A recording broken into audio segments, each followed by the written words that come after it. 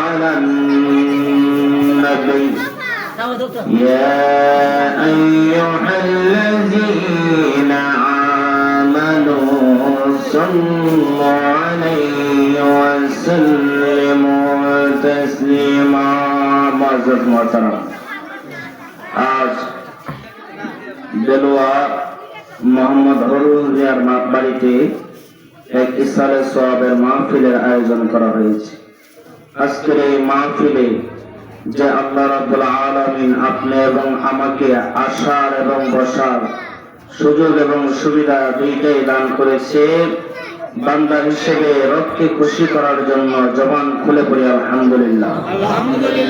তারই সাথে সাথে লক্ষ কোটি তার চাইতেও বেশি দরুদ এবং সালাম যিনি বিশ্ব সভার সভাপতি হায়াতুন নবী জিন্দা নবী, নূরুন আলা নূর নূরে মুজাসসাম, শামসুদ দুহা বদরুদ দুজা, সদরুল উলা আশরাফিল আম্বিয়া ওয়াল মুরসালিন, খাতামুন নবিয়্যিন, রাহমাতাল লিল আলামিন, উযরা নূর সাল্লাল্লাহু আলাইহি ওয়াসাল্লাম।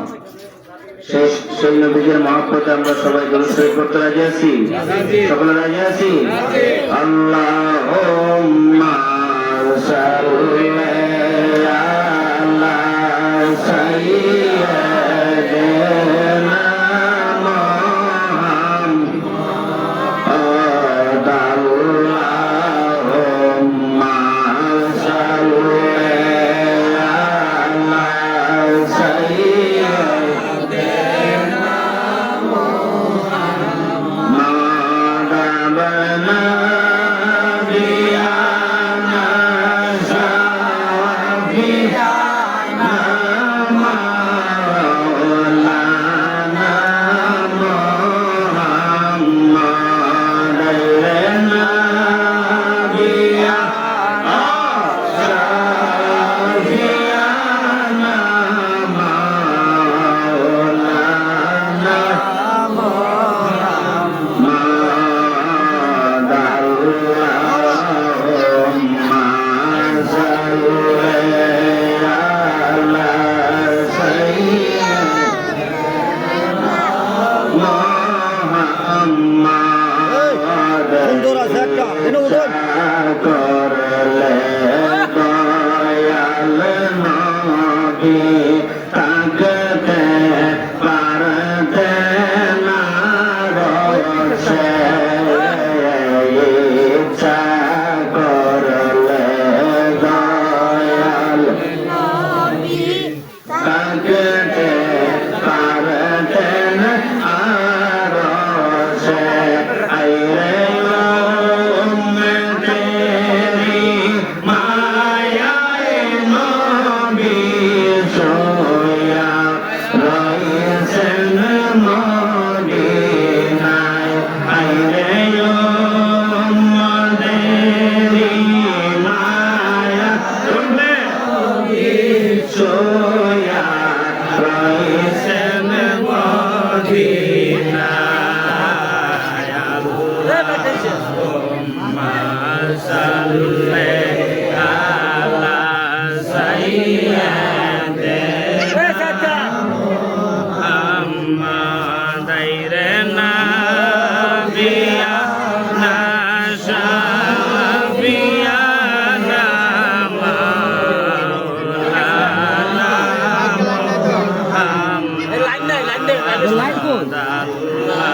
আল্লাহুম্মা সাল্লি আলা সাইয়্যিদিনা মুহাম্মাদ, নবীর প্রেমজার নয়ন ধরে তাহার কিসের জিন্দেগি, নবীর প্রেমজার নয়ন তাহার কিসের জিন্দেগি, আইরে মরলে পরে বরবাদ হবে তাহার সকল বন্দেগি, আল্লাহুম্মা সাল্লি আলা সাইয়্যিদিনা মুহাম্মাদ, আইরেনা বিয়ানা শাফিয়ানা মাওলানা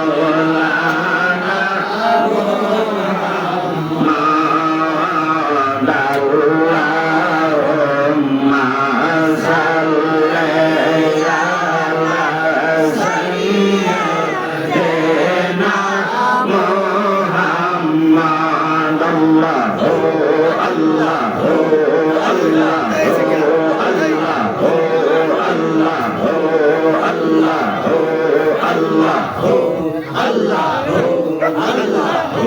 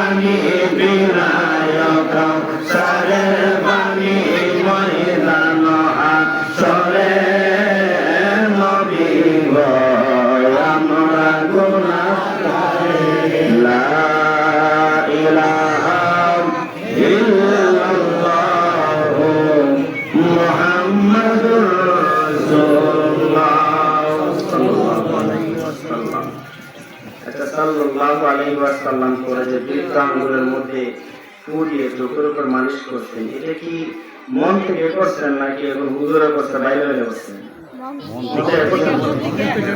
দলিল আছে? দলিল আছে।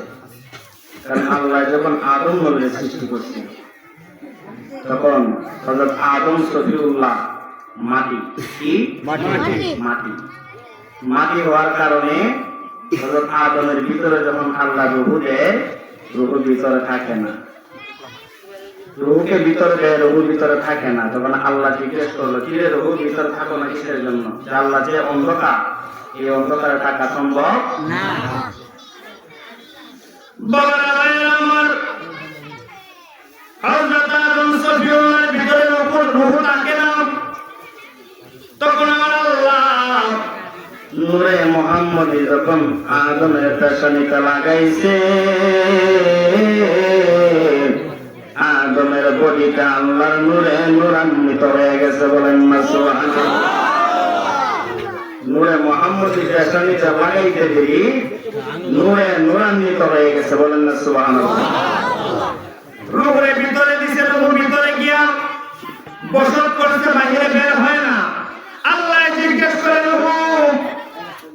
প্রথম সময় তুমি ভিতরে থাকলাই না, আর এখন যখন তোমার বডির মধ্যে যখন আমি লাইট দিলাম তুমি কেন বের হও না? ডাক দেয়া কয় আল্লাহ,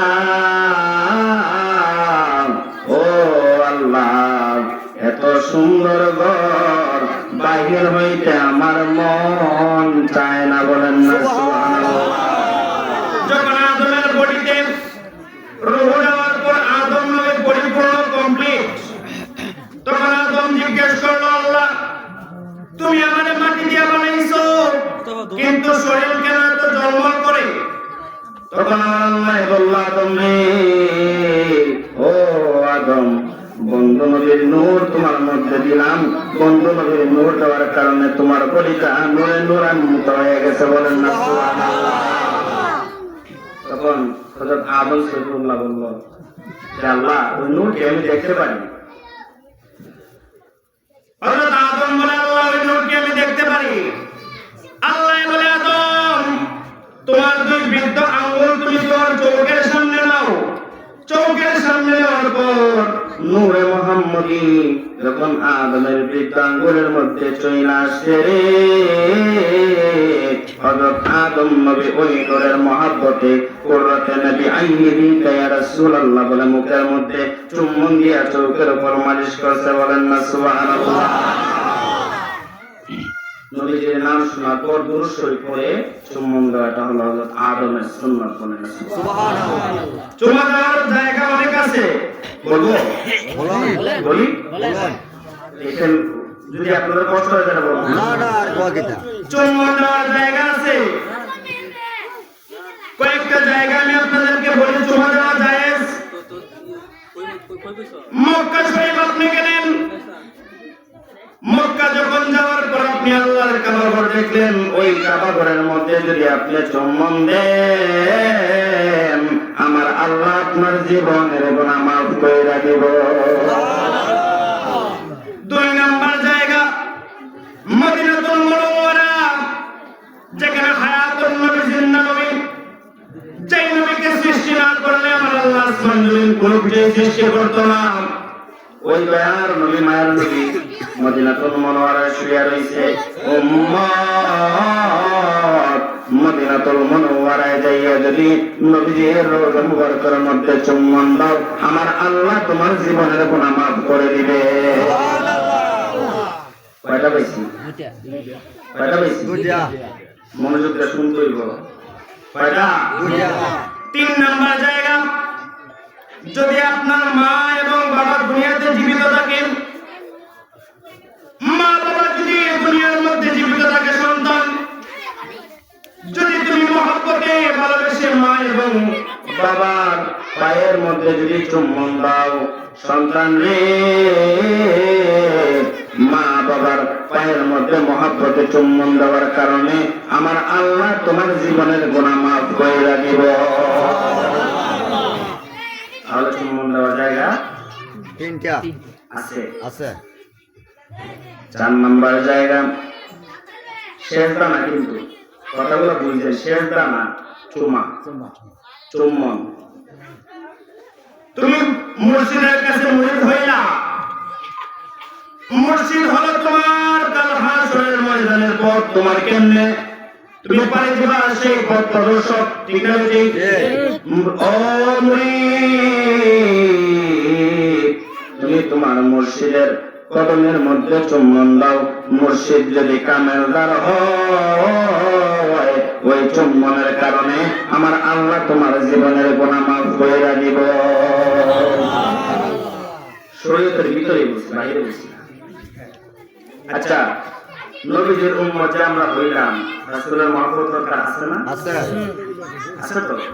কারণ রাসূল বলে, মান সাল্লা আলা ওয়াহিদাতান সাল্লাল্লাহু আলাইহি আশারা, কেউ যদি আমি নবীর মহব্বতে একবার দুরূদ শরীফ পড়ে, তার আমলনামার মধ্যে আমার আল্লাহ 10টা নেক দেয়। বলেন না সুবহানাল্লাহ। শুধু 10টা নেক নয়, তার জীবন থেকে আমার আল্লাহ 10টা গুনাহ কাটে। সুবহানাল্লাহ। তো রাসূলের মহব্বত যাদের অন্তরে ছিল তারাই তো বেহেশতি, ঠিক না? রাসূল দুনিয়াতে থাকতে 10 জনকে জান্নাতের সার্টিফিকেট দিয়েছে। কয়জনকে? 10 জনকে। সার্টিফিকেট কি মানে এমনি পাইছে? না না, কাজ করছে বিজয়ী তো কাজ করছে বিজয় পাইছে।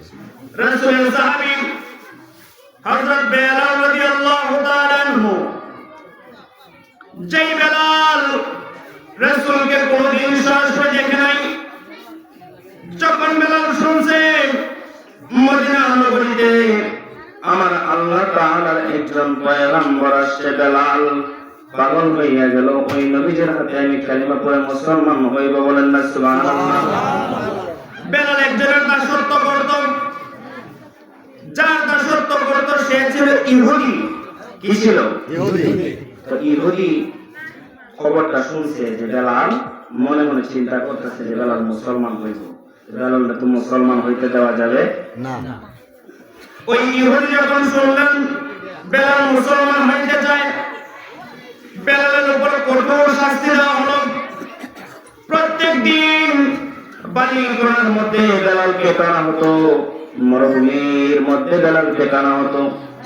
বেলালকে যখন মরুভূমির মধ্যে টানতো, মরুভূমির তাপে বেলালের শরীরের মধ্যে বড় বড় ঠোসা বইরা যাইত, বড় বড় ঠোসা উঠে যাইত। বেলাল আহাদ আহাদ আহাদ বলে চিল্লাইতো, বলেন না সুবহানাল্লাহ।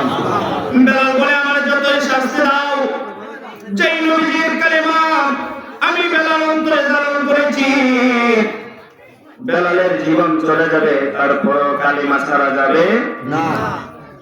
হযরত বেলালকে কঠিনতম শাস্তি দেওয়া হতো। সকালবেলা ঘোড়ার সঙ্গে বেলালের পাকে বেঁধে মরুভূমির মধ্যে ঘোরানো হতো। মরুভূমির তাপে বেলালের শরীর ঘোড়া ছুঁয়ে যাইত, বেলালের শরীরের মধ্যে বড় বড় টোসা পড়িয়া যাইত। যখন সন্ধ্যা হয়ে যাইত, বেলালকে বাড়িতে নিয়ে আসতো।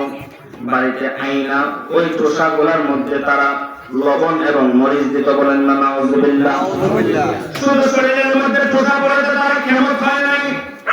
রাত্রে বেলা বেলালের শরীরের মধ্যে লবণ এবং মরিচ দ্বারা দিত। আর বেলাল চোখের পানি ফেলে কান্ত, ইয়া রাসূলুল্লাহ, ইয়া হাবিবাল্লাহ, ও আল্লাহর নবী, যদি আমি বেলাল আপনাকে না দেখি নবী গো, ও মায়ের নবী, আপনাকে তো আমার আল্লাহ এই ক্ষমতা দিয়েছে, আপনি তো মদিনা মুনওয়ারা হইতে আমি বেলালকে দেখেন, বলেন না সুবহানাল্লাহ। লবণ এবং মরিচ দেওয়া হতো, সারা রাত্র যাইতো, পরের দিন আবার একই কাজ। প্রত্যেক দিন বেলালের উপরে নির্যাতন চলতেছে। বেলাল দেখতেছিল অত্যন্ত খুশি, এবং বেলালের রাত গুলা সামনের দিকে বাইরে করানো ছিল, অর্থাৎ বেশি মানে আমাদের দেশে অসুন্দর যেটাকে বলি, অর্থাৎ মানে একদম মাঝে। হযরত বেলাল গায়ের রংটা এত কালো ছিল, বেলালকে খাবার দেওয়া হইতো না। একদিন হযরত আবু বকর নবীর দরবারে চলে গেলেন, ইয়া রাসূলুল্লাহ, ইয়া হাবিবাল্লাহ, নবী গো, ও নবী, বেলাল নামে আপনার একটা পাগল আছে, যে বেলাল আপনি নবীর প্রেমে পাগল, ওই বেলালকে তারা কঠোর থেকে কঠোর শাস্তি দেয়। নবী আমার ডাক দিয়া বলে, আবু বকর রে, ও আবু বকর, তুমি যাও যাও, যত দিরহাম লাগে আমার বেলালকে খরিদ কইরা নিয়ে আসো, বলেন না সুবহানাল্লাহ। যেদিন আবু বকর বেলালকে খরিদ করার জন্য যাচ্ছেন, বেলাল যখন লা ইলাহা ইল্লাল্লাহ মুহাম্মাদুর রাসূলুল্লাহ, লা ইলাহা ইল্লাল্লাহ মুহাম্মাদুর রাসূলুল্লাহ কালিমা পড়ে, বাবা রে, ও আল্লাহর মুসলমান, নবীকে পাওয়া এত সহজ না, নবীকে পাইতে হলে অনেক কষ্ট করতে হয়, কথা বলেন ঠিক না বেশি? যখন বেলাল বারবার নবীর নাম লয়, তারা বেলালকে বালির মধ্যে বসা দিয়া শান্ত হয় নাই। তার একটা কারণ অস্ত্র দ্বারা বেলালের জিহ্বার মাথাটা কাইটা ফেলছে, বলেন না নাউযুবিল্লাহ। বেলালের জিহ্বার মাথাটা কাইটা ফেলছে। হযরত আবু বকর গেলেন, ও বেলালের মালিক, বেলালকে আমি তোমার কাছ থেকে ক্রয় করব, কত দিরহাম হলে বিক্রি করবা? বেলালের মালিক বলতেছে যে এটা দেখতেও সুন্দর না, দাঁতও সুন্দর না, সারা শরীরের মধ্যে ঠুসা, ওই যে সিবিডি ব্যবহার করো না, সিবিডি ব্যবহার ছিল তো সারা শরীরের মধ্যে সিবিডি ব্যবহার কালো তারে কিনে নিয়ে কি করবো? হযরত আবু বকর বলেন বেলালের মানে কি হলি তুমি বলো বেলালের মূল্য কত? তো যদি মনে করেন বেলালের মূল্য হতো দেখাম, সে ভাবছে যে বেলালের নেওয়ার জন্য যেহেতু এত আসে তাহলে দেখাম বাড়ে। হযরত আবু বকর বলে বলো তুমি কত দিরহামের দ্বারা বেলালকে বিক্রি করবা? যে 50 দিরহাম লাগবে। 50 দিরহাম। হযরত আবু বকর বললেন 50 দিরহাম দিব, বেলালকে দাও। ওই ইহুদি চিন্তা করলেন 50 দিরহাম যেহেতু রাজি হইছে তাহলে আরেকটু বাড়ায় দেব। না না 50 দিব না, 100 দিরহাম লাগবে। ওইদিকে নবী আমার বলেছে এ আবু বকর যদি তোমার ধন সম্পত্তি সবকিছু বিক্রি করতে হয়, আবু বকর রে যত কষ্ট তোমার হোক যে কোনো বিনিময়ে আমি আমার বেলালকে চাই। বলেন না সুবহানাল্লাহ। যে কোনো মূল্যে বেলালকে আমার লাগবে, তুমি বেলালকে ক্রয় করে নিয়ে আসো। হযরত আবু বকর বললেন ঠিক আছে তোমাকে 100 দিরহাম দিব, বেলালকে দাও। বেলালকে লইয়া হযরত আবু বকর সিদ্দিক চলে আসলেন নবীর দরবারে, ডাক দেয়া কই নবী গো ইয়া রাসূলুল্লাহ আপনি তাকায় দেখেন আমি আপনার বেলালে লই আইছি। বলেন না সুবহানাল্লাহ। নবী আপনি তাকায় দেখেন আপনার বেলালকে নিয়ে আসছি। বেলাল চোখের পানি ফেলায় বলে কান্দে কই ইয়া রাসূলুল্লাহ ইয়া হাবিবাল্লাহ আমি বেলাল কোনদিন কল্পনা করি নাই যে আমি আপনি নবীকে সরাসরি দেখতে পারবো। নবী গো আমি বেলালের জীবনে কত কষ্ট করলাম গো নবী, কত চোখের পানি ফেলায় কাঁদলাম। ও নবী আপনি তাকে দেখেন না, আর আমার জিব্রার মাথাটাও খাইতে ফেলছে নবী। নবী আমার বলে বেলাল রে ও বেলাল তোমার প্রতি আমি নবী খুশি হয়ে গেছি, আমার আরশের মালিকও খুশি হয়ে গেছে। আজ থেকে তুমি মদিনার মসজিদের মুয়াজ্জিন। বলেন না সুবহানাল্লাহ। আল্লাহুম্মা সাল্লি আলা সাইয়্যিদিনা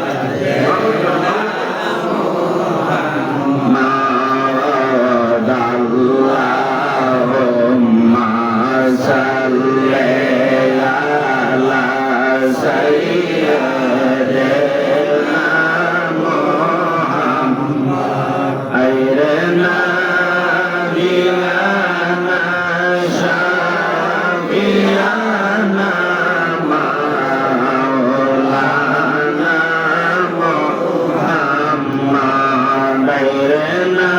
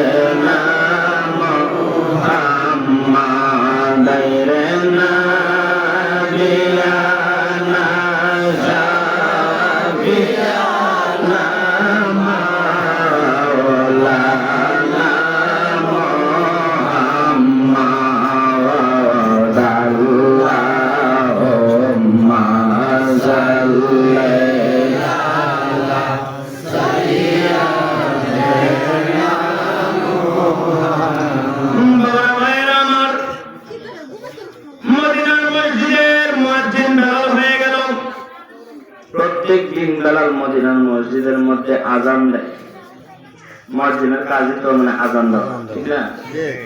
এখন বেলালের জিহ্বাটা একটু বাড়ি, জিহ্বাটা বাড়ি।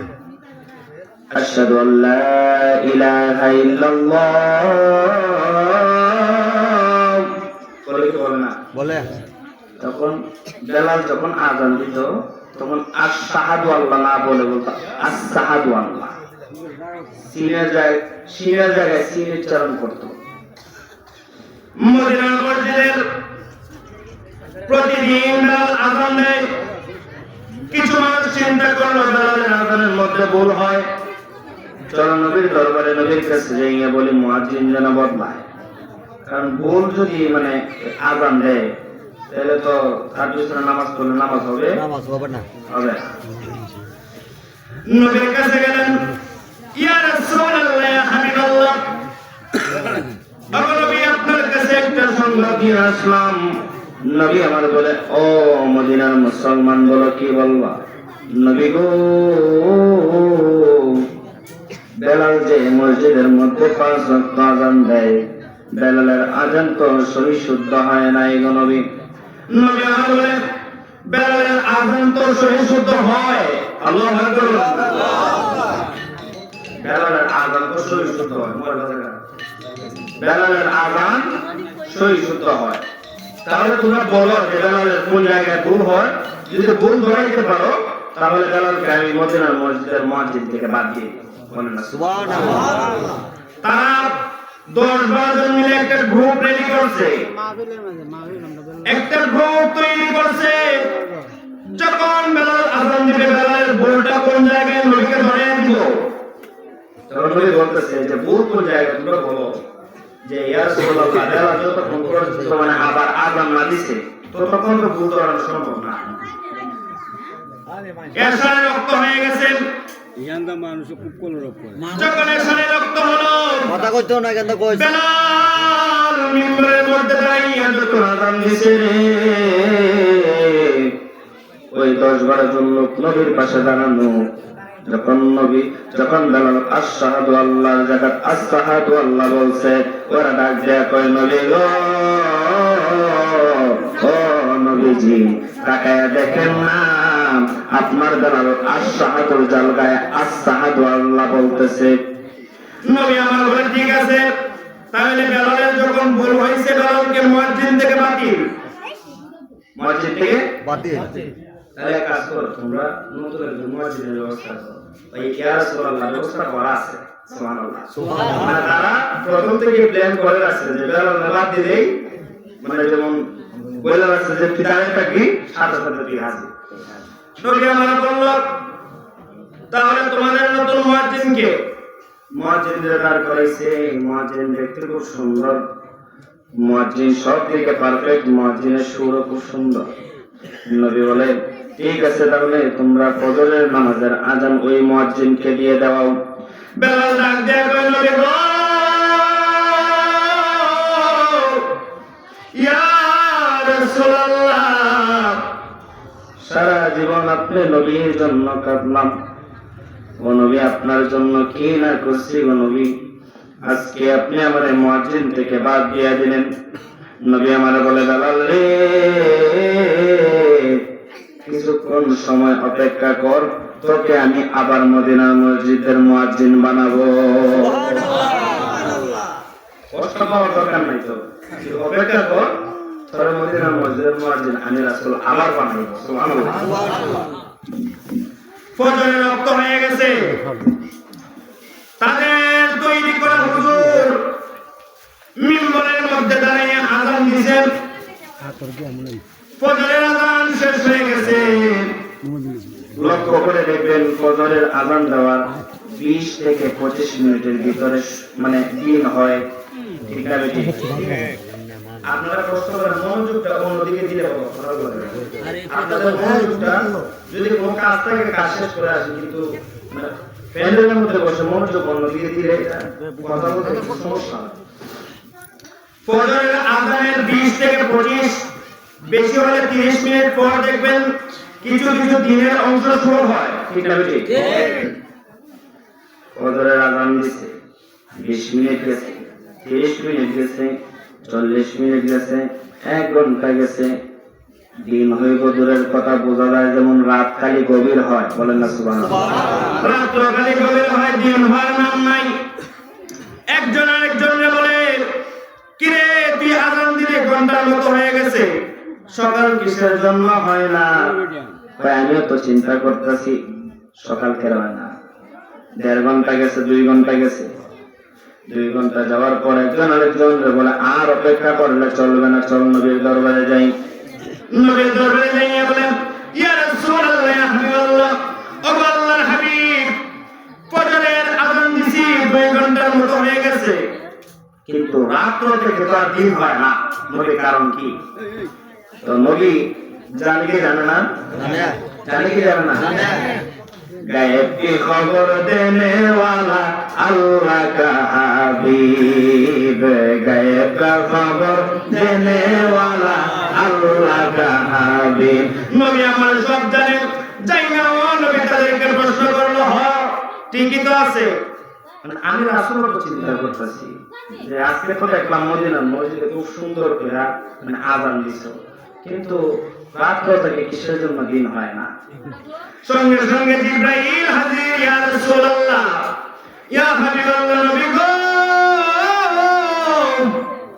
ও মায়ার নবী, আমার আল্লাহ জানতে চাইছে আজকে কি মদিনার মসজিদের ফজরের আযান হয় নাই? আল্লাহু আকবার। মানে আমার আল্লাহ জানতে চাইছে যে মদিনার মসজিদে কি আজকে ফজরের আযান কেউ দেয় নাই?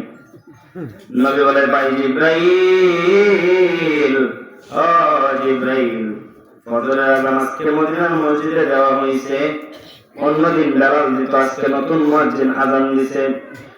এত সুন্দর আযান জিবরাইল, কোন জায়গার মধ্যে কোন নক্তা পেশের কোন ভুল নাই, কোন ধরনের কোন ভুল নাই। জিবরাইল চলে গেলেন আল্লাহর দরবারে, মাবুদ ও মায়ের আল্লাহ, আজকে নাকি মদিনার মসজিদে খুব সুন্দর করে আযান হয়েছে। আমার আল্লাহ কয়, জিবরাইল, ও জিবরাইল, বন্ধুরা যাইয়া বলো, আজকে মদিনার মসজিদের আযান আমি আল্লাহ কান মুবারকে শুনি নাই। শুনেন, সবাই দিকে কোথায় যাচ্ছেন? আল্লাহ ও আল্লাহ ও আল্লাহ ও আল্লাহ ও আল্লাহ ও আল্লাহ ও আল্লাহ ও আল্লাহ ভগতে আল্লাহ ও আল্লাহ ও আল্লাহ ও আল্লাহ ও আল্লাহ ও আল্লাহ ও আল্লাহ ও আল্লাহ ও আল্লাহ ও আল্লাহ ও আল্লাহ ও আল্লাহ ও আল্লাহ ও আল্লাহ ও আল্লাহ ও আল্লাহ রে জানাতে বাড়ি ও মুলজন দে তারে মুর্শিদের বাজারে চলো সদর বাজারে আল্লাহ ও আল্লাহ ও আল্লাহ ও আল্লাহ ও আল্লাহ ও আল্লাহ ও আল্লাহ ও গল করতাছে বেসাকিনা, গল করতাছে বেসাকিনা, কেউ বা কান্দে রাস্তায় বসে, মুর্শিদের বাজারে চলো মুর্শিদের বাজারে আল্লাহ ও আল্লাহ ও আল্লাহ ও আল্লাহ ও আল্লাহ ও আল্লাহ ও আল্লাহ ও মুর্শিদের বাজারেতে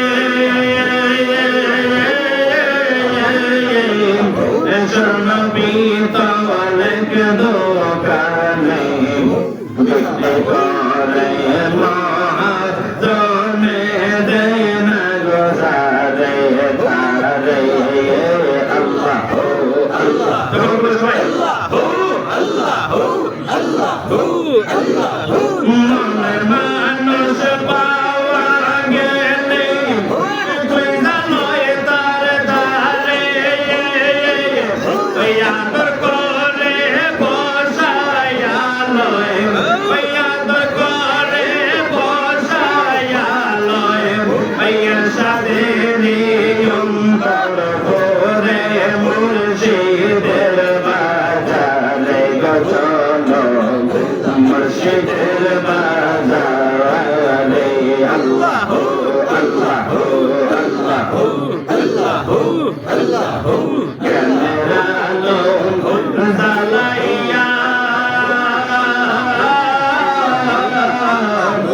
অন্ধকারে দেখ না রে সাইয়া রমজান কইল কাইয়া রিতে পিন্দের ভিতরে আল্লাহ আল্লাহ আল্লাহ কলে কলে চাবি দিলে কৌশলে মিলিবে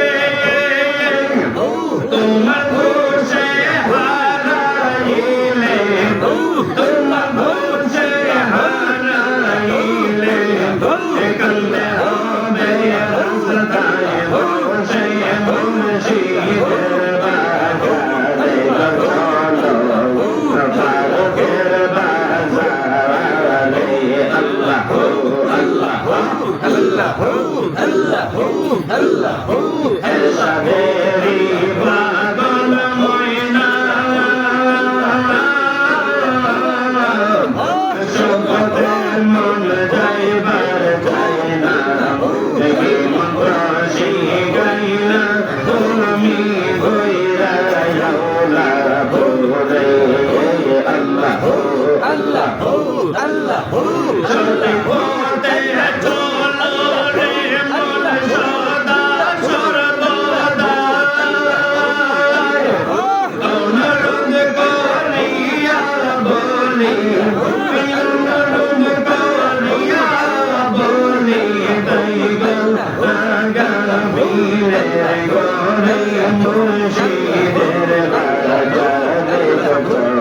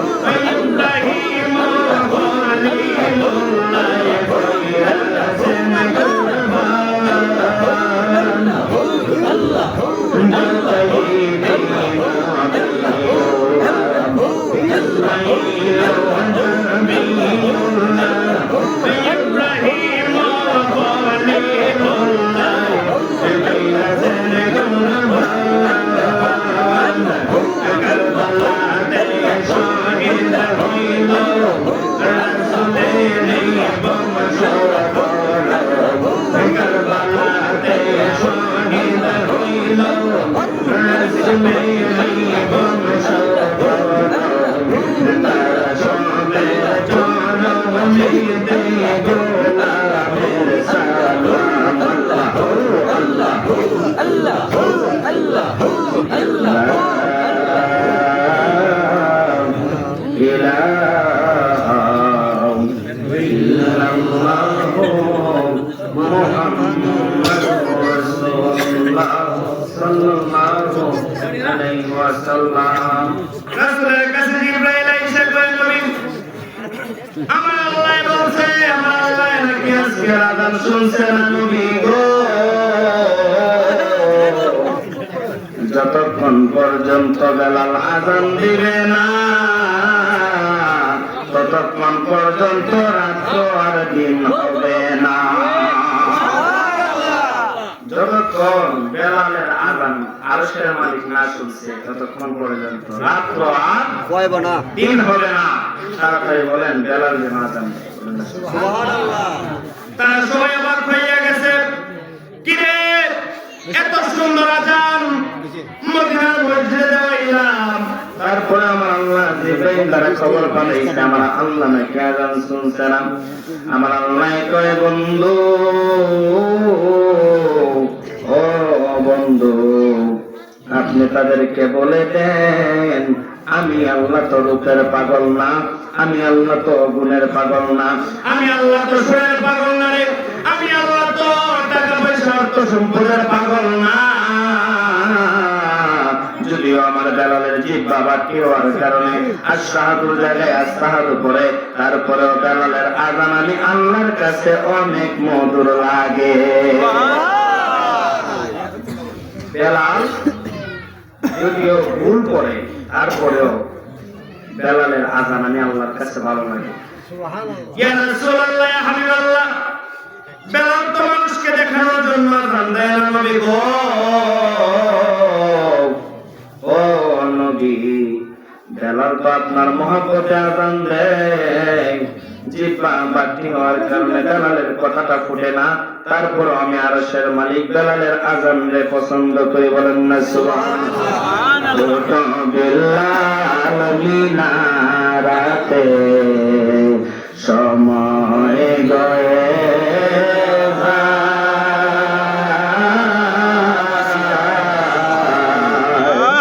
আযান দেব মধুর সুরে শোনবার মনে, আযান দেব মধুর সুরে শোনবার মনে, সর্বলোকের কথা শুনে উঠল বেলাল মিনারাতে, এমন একজন নবীর পাগল কোথায় পাইবা।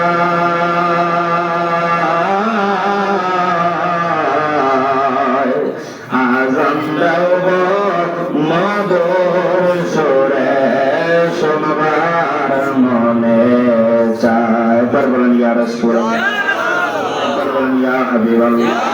নারে তাকবীর, নারে তাকবীর, নারে রিসালাত, নারে সুন্নাত ওয়াল জামাত। একলা আপনারা ঘুমাইছেন না? না আলী আইছি তো মান বল। জান্নাতের বাগান তো বসতে লাভ আছে, ঠিক না বেশি? আচ্ছা, ওলি আল্লাহর হাত ধরা দরকার আছে না? কথা বলেন আছে না? কারণ রাসূল বলেন আল গালায়াতু জুন্নুন নবুওয়া, নবুয়তের ছায়া হলো গালায়াত। নবুয়তের রাসূল, গালায়াতের ওলি। সুবহানাল্লাহ। সুবহানাল্লাহ। বেলায়েতের বাদশা হলেন হযরত আলী কাররামাল্লাহু ওয়াজহাহু। বলেন সুবহানাল্লাহ। নবী বলেন আনা মাদিনাতুল ইলমি ওয়া আলিউল বাবুহা, আমি রাসূল হইলাম ইলমের শহর আর আমার আলী হইল সেই শহরের দরজা। বলেন সুবহানাল্লাহ। তো যদি রাসূলের সাথে সাক্ষাৎ করতে হয় একবার, তাহলে হযরত আলীর সাথে সাক্ষাৎ করতে হবে দুইবার। দুইবার। দরজা দিয়ে ঢুকতে একবার, বাইরে একবার। তাইলে হকানি মুর্শিদের হাত ধরার দরকার আছে। কারণ যদি হযরত শাহজালাল মুজাদ্দিদ ইকরামুল রাহমাতুল্লাহ যদি এই বাংলার জমিনে না আসতো তাহলে আমরা মুসলমান পরিচয় দিতে পারতাম?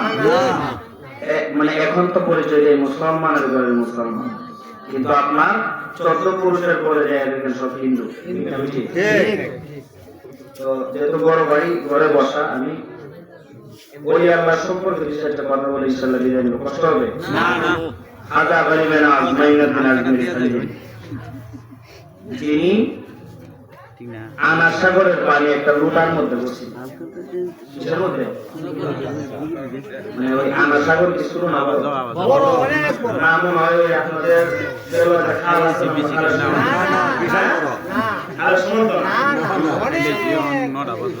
খাজা গরিবের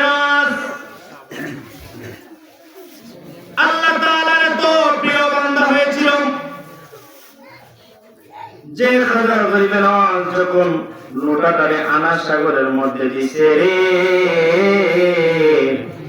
সঙ্গে সঙ্গে পুরাটা আনার সাগরের পানি লোটার মধ্যে। আচ্ছা, এদিকে কি হিন্দু আছে? বেশি দূর না দাঁড়ে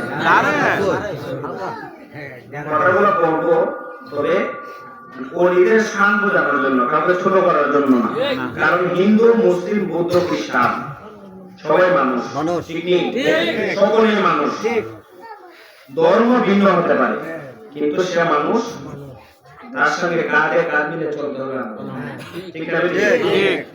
যদি আপনি হিন্দু দেখবেন, সে হিন্দু, তার সাথে হবে না। কারণ সৃষ্টি করছে কি? আল্লাহ। কে সৃষ্টি করছে? আমার আল্লাহ বলে, বান্দারে কোন পায়া কোন গইলা তোমার বডিটা আমি বানাইছি, আর তোমার যে চেহারাটা রে, ওই চেহারাটা আমি আল্লাহ কুদরতি হাত মুবারক দ্বারা বানাইছি। দেখবেন অনেকে যদি কালো মানুষ দেখে, লোকটা কালো, লোকটা চেহারা সুন্দর না, লোকটা বৃষ্টি বলে না, লোকটা ল্যাংড়া, লোকটার হাত নাই পা নাই। না, মানুষকে তুচ্ছ করবেন না। কারণ আমার আল্লাহ বলে যে তোমরা যদি আমার সৃষ্টিকে অর্থাৎ মানুষকে তুচ্ছ করো, আমি আল্লাহ কষ্ট পাই।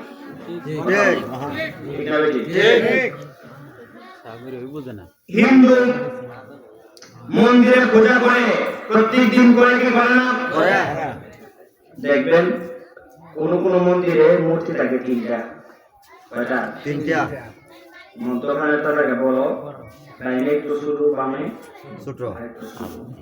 তো মানে কোন কোন মন্দিরে দেখবেন 5টা 10টা আছে না? আছে আর মধ্যে বললেন যে আছে ছোটমা 10টা কি বলে? 10টা। মন্দিরের পণ্ডিত প্রত্যেক দিন হিন্দুরা দেখবেন একটা ভোগ দেয়, দেবতার সামনে একটা ভোগ দেয়, দুধ ফল যে যেমন পারে একটা ভোগ দেয়। তো ভোগ কি দেবতা খায়? না না, দেবতা খায় না। দেবতা কিসে? মাটি কিসে? সবাই কথা বলেন। মাটি। মাটির দেবতা কি খায়? না, খায় কারা? এরা ওই পণ্ডিতে। কারা খায়? পণ্ডিতে।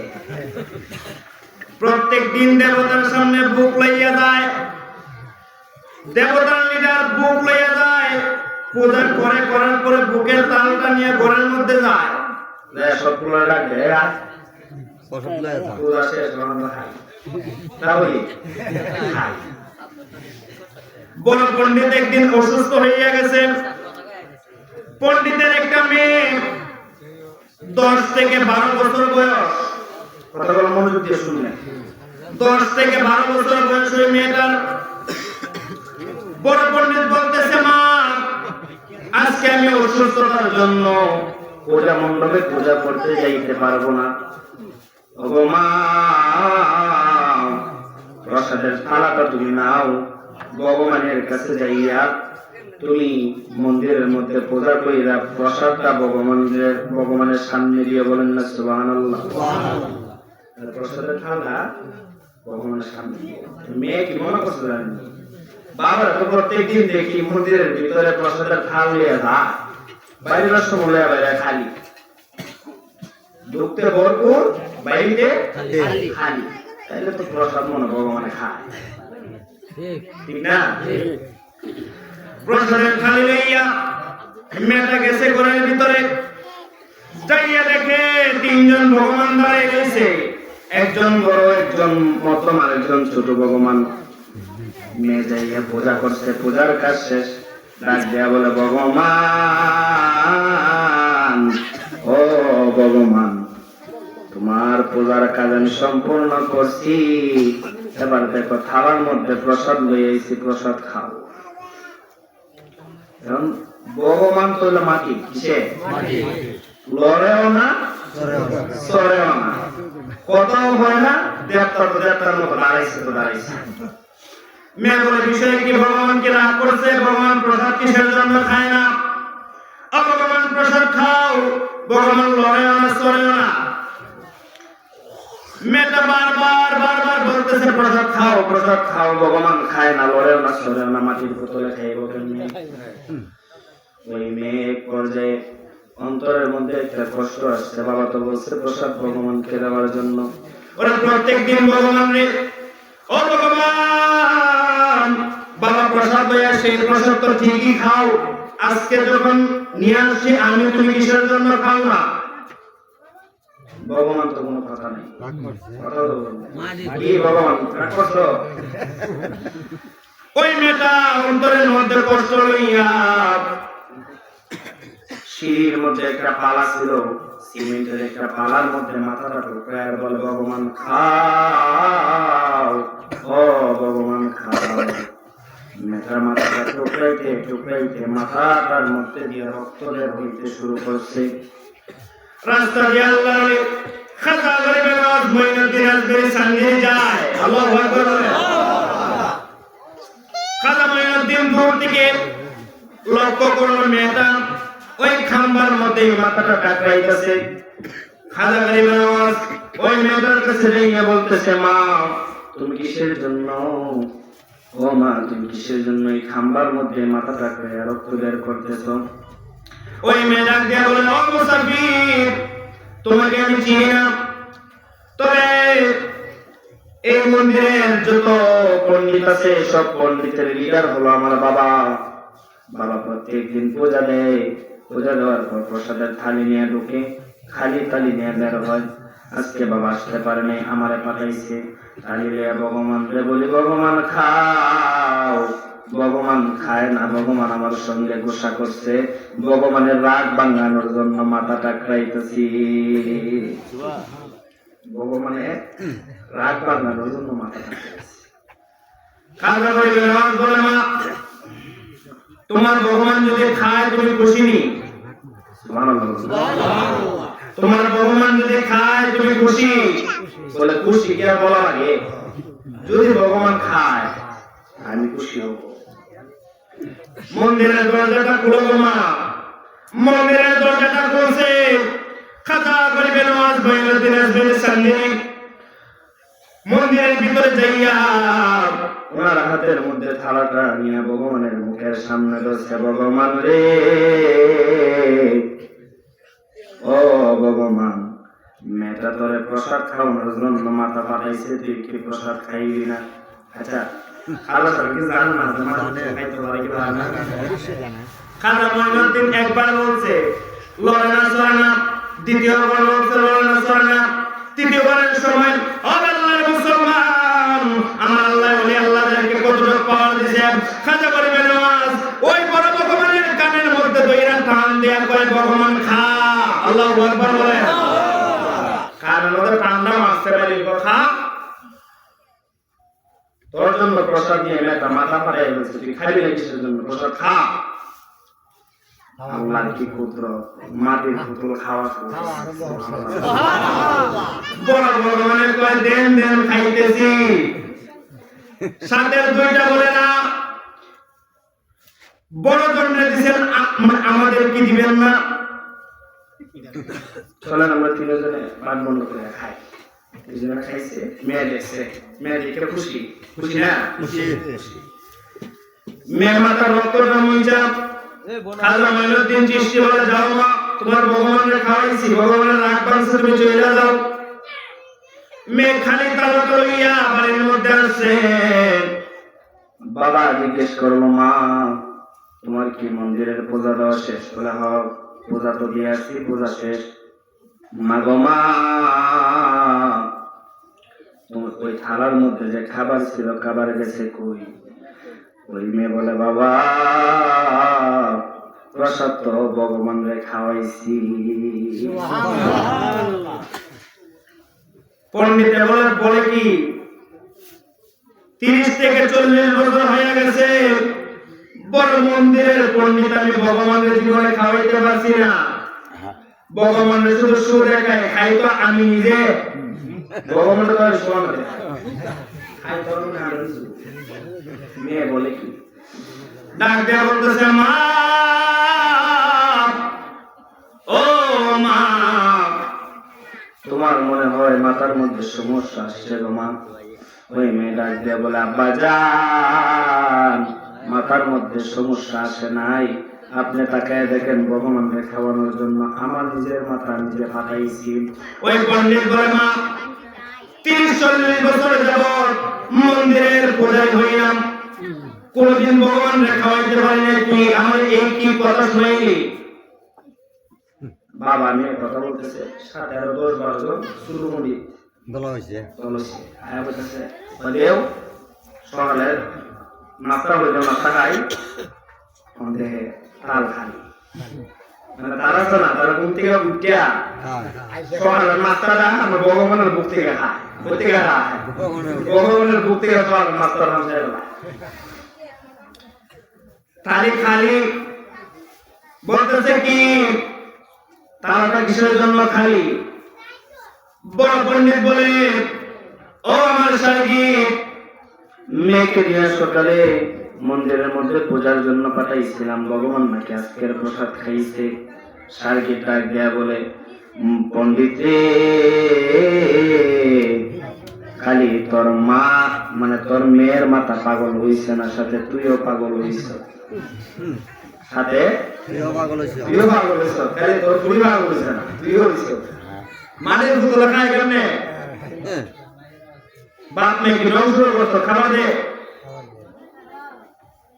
বড় পণ্ডিত বলে না রে মাইনা, তুই বিশ্বাস কর, ভগবানের নাম লইয়া বলতেছি, মেয়ে আমার খালি তালা নিয়ে আসছে, থালাটা মানে এমন খালি করছে যে এটার মধ্যে খাবার রাখছিল এরকম কোন অস্তিত্ব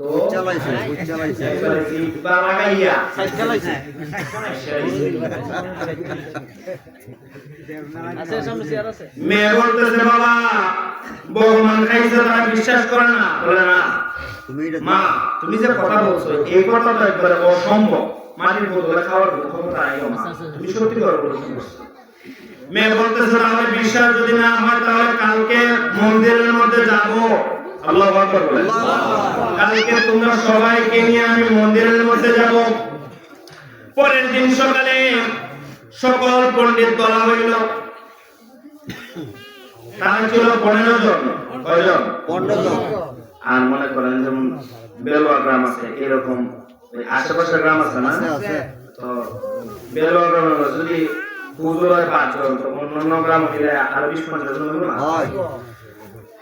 জায়গায় জায়গায় খবর ছড়াই গেছে ভগবান নাকি খাইতে শুরু করছে। তোরা যে যেখানে আছে তাড়াতাড়ি আয়, তাড়াতাড়ি আয়, আজকে ভগবান কেমনে খায় দেখি।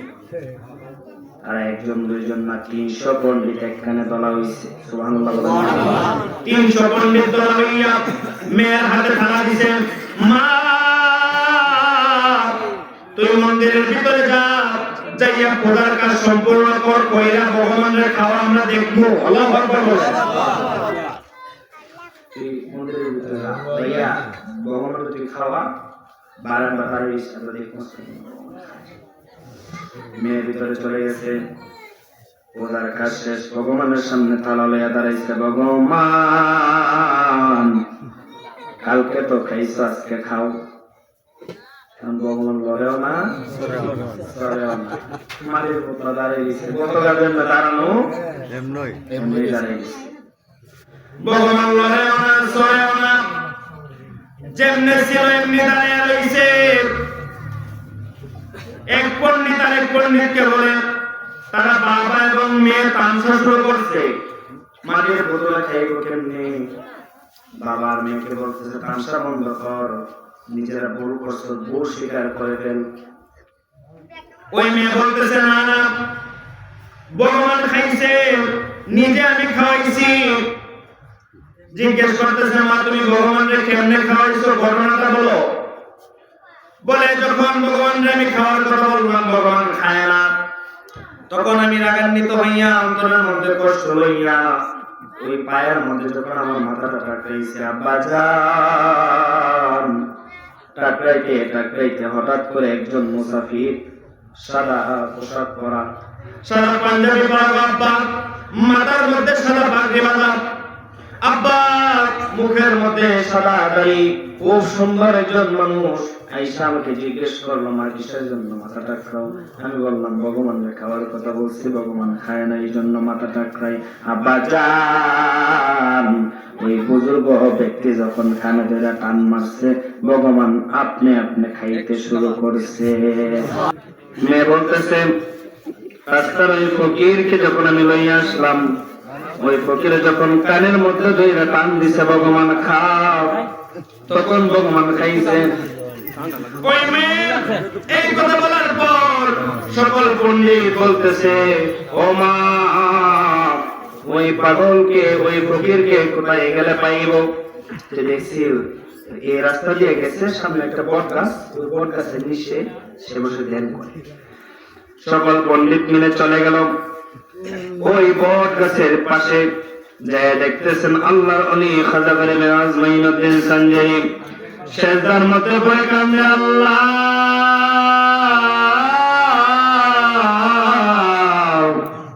ও আল্লাহ, আমি মাইনুদ্দিন তোমার অতি নিকৃষ্ট একটা গোলাম গো মাওলা, তুমি আমি মাইনুদ্দিনের জীবনের গুনাহ মাফ করে বলেন না সুবহানাল্লাহ। যার হুকুমে মাটির পুতুলে খায় সেই খাজা সেজদার মধ্যে পড়ে বলে আল্লাহ তুমি আমার জীবনের গুনাহ মাফ করো। আর আমরা সামান্য কিছু টাকার মালিক হইলে মানুষের মানুষ মনে করি, ঠিক নেই? যদি 5 ওয়াক্ত নামাজ পড়ে, 5 ওয়াক্ত নামাজ পড়ে আমি তো বেহেশতি বলে না, ওই মক্কা লিখেই জীবনের গুনাহ তো শেষ বলে কি বলে না? না না না, আপনি যদি মনে করেন যে মক্কা গেলে আপনি নিষ্পাপ হয়ে গেছেন, 5 ওয়াক্ত নামাজ পড়লে আপনি নিষ্পাপ হয়ে গেছেন, ভুল। যতক্ষণ পর্যন্ত আপনার অন্তর শুদ্ধ না হবে, আপনার এই নামাজ রোজা হজ যাকাত বন্দেগী কোনো কিছুই কাজে আসবে না। আপনার অন্তর ঠিক থাকতে হবে। অন্তরে যতক্ষণ পর্যন্ত মদিনাওয়ালার ইশক পয়দা না হবে, ততক্ষণ পর্যন্ত আপনার এই নামাজ রোজার 4 আনার কোনো লাভ হবে না। কথা কি ঠিক না ভুল? যদি ভুল বলে তাহলে বলেন যে ভুল, বাইরে বাইরে যদি বলছি ঠিক হতো না। খাজা ভাই বেনাস সেজদার মধ্যে পড়ে কান্দে মাবুদ, ও আল্লাহ, আমি মঈনুদ্দিন তোমার একটা নিকৃষ্ট বান্দা, আল্লাহ আমি মঈনুদ্দিনের গুনাহ তুমি মাফ করে দাও। ওই পণ্ডিত গুলা চলে গেলেন খাজা মঈনুদ্দিনের কাছে, চলে গেলেন, যাইয়া বলতেছেন এ মুসাফির আপনি কে চিনি না, আপনি কে চিনি না, আপনার পরিচয় কি? তবে শুনলাম গতকালকে নাকি আপনি মূর্তির প্রসাদ খাওয়াইছেন, ঘটনা কি সত্য? বলে হ্যাঁ সত্য। তাই আজকে চলেন প্রসাদ খাওয়ান, আমরা দেখবো, বলেন না সুবহানাল্লাহ। খাজা মঈনুদ্দিন চিশতি চলে গেছে মন্দিরের কাছে, মন্দিরের কাছে যাইয়া বলতেছে মন্দিরের দরজাটা খুলো। দরজাটা খুলছে, খাজা সব দূরের মধ্যে দাঁড়িয়ে রয়েছে, মূর্তির দিকে শুধু তাকাইছে। মূর্তির দিকে তাকাইতে দেরি, ও আল্লাহর মুসলমান, মূর্তি বলে কারে নিয়ে আসলাই?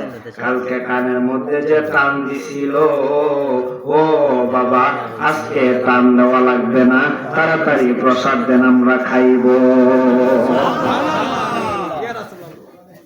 আবার এই কালকে যে টান দিছেন আজকে আর টান লাগতো না, প্রসাদের থালা দেন, এমনিতেই খাইব, বলেন না সুবহানাল্লাহ।